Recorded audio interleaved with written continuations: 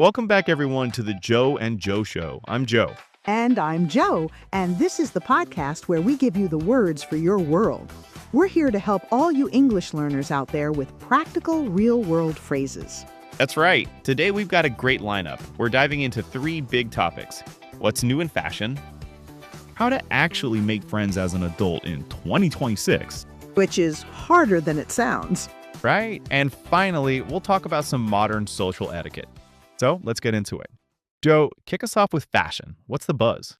Okay, so the biggest thing I keep hearing about is this idea of quiet luxury. Have you heard of that? Quiet luxury. I think so. It sounds like expensive, but not flashy. Exactly. It's all about high-quality pieces without big logos. Think classic, well-made stuff. So for our listeners, if you see someone with great style, but you can't tell the brand, that's probably it. Got it. So how do you, talk about it? Like if you want to compliment someone. Great question. Instead of asking, "Who are you wearing?" which can sound a bit intense, you can say something more casual. Okay. Like, "I really love your jacket. The cut is amazing." Or a simple, "That's a great color on you." It's specific and sincere. I like that. It focuses on the item, not the price tag. What if you're the one shopping and you want advice? Oh, easy. You can just ask a friend, "Hey, what do you think of this on me?" Or, "Be honest, does this look okay?" Be honest. That's the key phrase. It invites real feedback. Totally. And if you want to ask where something is from, just say, "That's a fantastic bag. Would you mind telling me where you got it?" Super polite. All right, so key phrases, I really like your, that's a great color on you, and would you mind telling me where you got it? You got it. It's all about being specific and friendly. Speaking of being friendly, that leads us perfectly into our next topic, making friends in 2026. It feels different now, doesn't it? Oh, 100%. After years of everyone being more remote, I think we're all a little rusty. Rusty is the perfect word.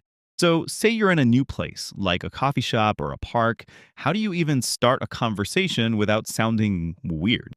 Okay, the key is to use your environment. Comment on something you share. For example, if someone is reading a book you like, you can say, "Oh, that's a great book. What do you think of it so far?" Yeah, that's low pressure. It gives them an easy way to respond.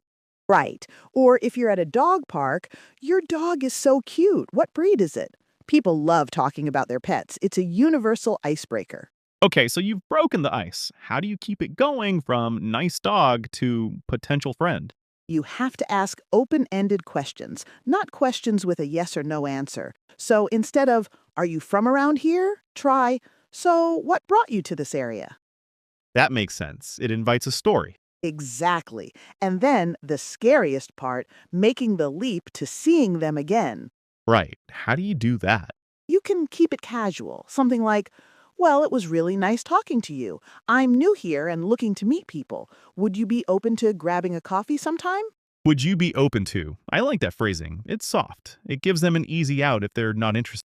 Yeah, and if they say yes, you can follow up with, "Great. Are you on Instagram or what's the best way to connect?" That way you can actually make a plan. That makes sense. Relying on random encounters at a coffee shop might not be the most effective strategy. What about more structured ways to meet people, like joining a club or a class? That's a fantastic idea. Joining a group based on a hobby is a natural way to find people with similar interests. When you're in that setting, you already have something to talk about.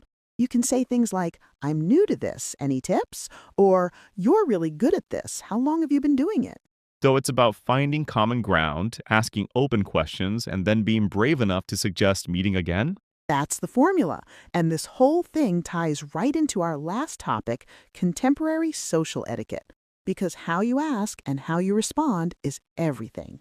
Yeah, it really is. Let's talk about one of the biggest challenges, politely declining an invitation. It can feel so awkward. The worst. My go-to phrase is, "Thank you so much for thinking of me, but I won't be able to make it." You don't always have to give a reason. That's a good point. I won't be able to make it is clear and polite. What if you do want to see them, just not then? Then you add a little something. "I'm so bummed I have to miss it, but I'd love to catch up soon. Are you free next week?" This shows you're still interested. Okay, what about another classic awkward situation? Splitting the bill at a restaurant. Oh, the dance. The easiest thing is to just ask up front when the check comes. Should we just split this down the middle, or do you want to get separate checks?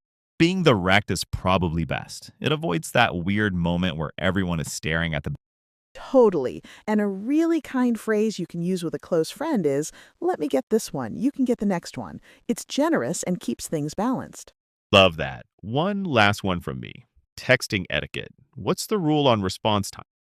Ooh, a big one. I think the general understanding now is people are busy. A quick, got this, will reply later is a lifesaver. It acknowledges the message without pressure for a full reply right away. That's brilliant. Got this, we'll reply later. It manages expectations perfectly.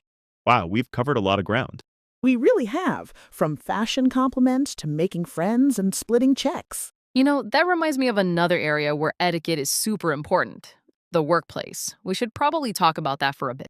Oh, absolutely. Workplace communication can be a minefield. What's a common situation people struggle with? How about when you need to disagree with someone, especially if they're your superior? It's tricky to show respect while still making your point. That's a great one. A powerful phrase is, I see your point, but have you considered? Or, that's a valid perspective. I have a slightly different take on it. It validates their idea before you introduce your own. That's a great way to put it. It shows you're responsible and thinking ahead. What about when you have too much on your plate and need to ask for help or an extension? It's hard to do that without sounding like you're failing. In that case, it's all about being proactive. You could say to your manager, I'm committed to finishing this project, but I'm concerned about the deadline. Could we brainstorm some ways to manage the workload? It frames it as a shared problem. That's a great way to put it. It shows you're responsible and thinking ahead. What about giving feedback to a colleague? It's so easy to sound critical even when you're trying to be helpful. That's a classic. A good technique is the sandwich method. Start with a positive comment, then give the constructive feedback, and end with another positive. For instance, you did a great job on the presentation visuals.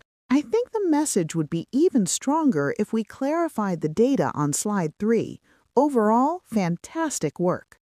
That's a great structure. It makes the feedback feel like a suggestion for improvement, not an attack.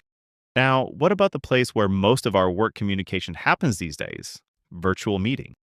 Oh, a huge topic. The basics are important. Be on time, mute your microphone when you're not speaking. But what about when things go wrong, like a bad connection? Right. A simple, sorry, my connection dropped for a second. Could you repeat that? Works perfectly. It's polite and quickly gets things back on track. Good one. And interrupting is a common problem. If you need to jump in, you can say something like, if I could just add to that point, or that's a great point and I'd like to build on it. It's much smoother than just talking over someone. Definitely. And to keep everyone engaged, it's good to check for agreement. You can ask, how does that sound to everyone? Or, are we all on the same page? It makes the meeting more collaborative. Love that. Lastly, let's quickly touch on professional networking. It can feel so intimidating. It really can. A simple introduction is best. Hi, I'm Joe. It's a pleasure to meet you. Then you can ask about their work in a way that invites conversation. Instead of just, what do you do? Try, what does your role as job title typically involve? That's a much more engaging question. And if you want to connect later, you can say, I'd love to connect on LinkedIn. I'm really interested in learning more about your work. It's professional and clear. Wow, we've covered a ton today, from quiet luxury to making friends and navigating the workplace. We hope these phrases and tips help you communicate with more confidence in your everyday life. Thanks so much for tuning in to the Joe and Joe Show. And if you like our videos, consider subscribing to our channel for more helpful content. Until next time, keep practicing.